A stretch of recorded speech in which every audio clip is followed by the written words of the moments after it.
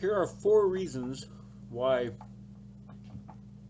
I would take Christ over the Bible any day of the week.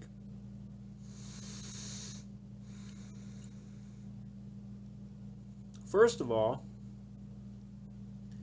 in Ecclesiastes,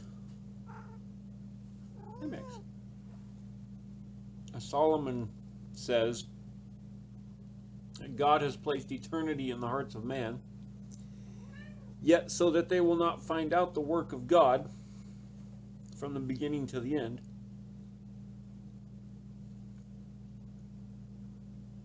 And the entire book of Ecclesiastes has a theme of pointlessness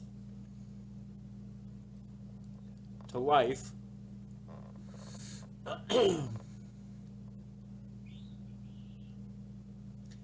So, kind of tells a story of a man who did his darndest to figure it all out and couldn't. He says at the end, the point is to fear God. And that's a good place to be. Fear of God is the beginning of wisdom. However, well, in addition to that, not however, in addition to that,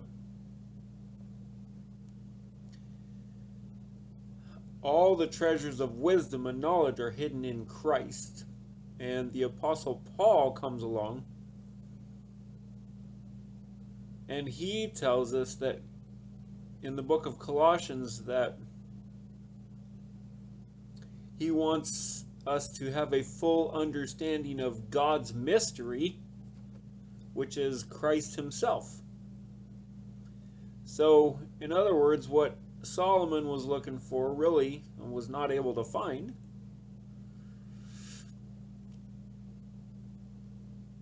was Christ. And I think Jesus himself even mentioned this when he said many wise men and prophets wanted to see what you're seeing and did not. And he would have been referencing himself, which is not pride when what he's saying is true. So, number one point is that Christ himself is God's mystery. For all of us who have wondered, what is the mystery of life? What is God's mystery? What is going on?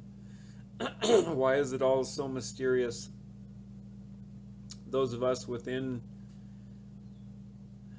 faith, and those even without the faith, outside of faith, I should say, who've tried to figure out the mysteries of life and the universe and God and existence. Well, Christ is it. So that's the first reason The second reason is the last verse of the book of John says that if all the things that Jesus said and did were written down, even the world itself could not contain the books. This tells me that the Bible is not the whole story. Christ is the whole story. And then, of course, Christ himself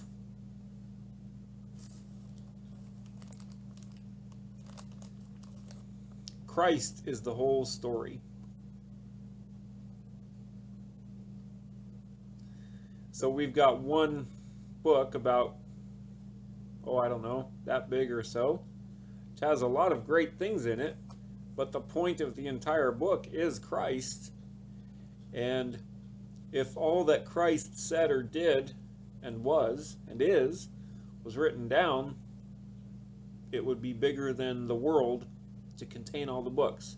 Well, I'll take Christ over the little book.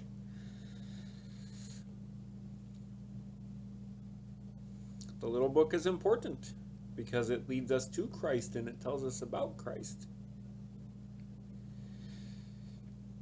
The little book tells us that Christ himself is the living word. So we've got the written word versus the living word. The written word is important because it leads us to the living word. The written word is important because it was inspired by the living word. The written word is a guidebook to lead us to the living word. But I'm guessing that in the ages to come, when we've got the living word in fullness, we're not going to need the written word. Just a guess. I don't know. I'm sure there are people who are smarter than me that can explain that. Okay, I said 4. That was 3. That's, well, no, I'll make the 4th point, even though I already mentioned it earlier. The 4th point is that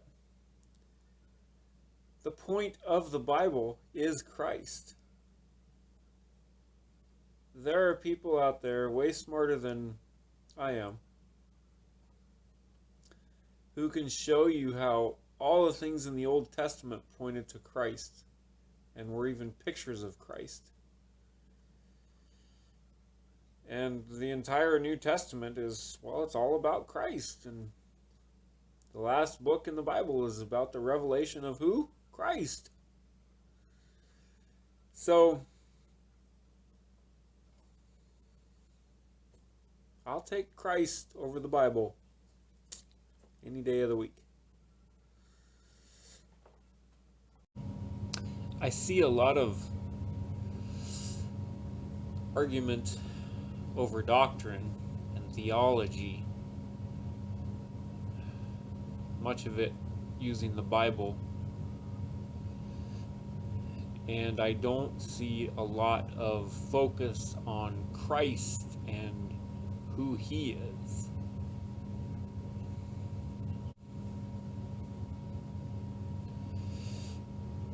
The Bible tells us that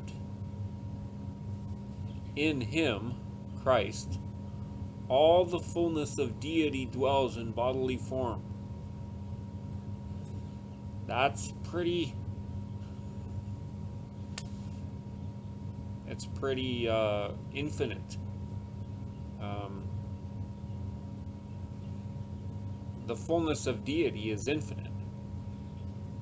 Infinitely good, infinitely big, infinitely righteous, infinitely strong, infinitely loving, infinitely kind, infinitely merciful, infinitely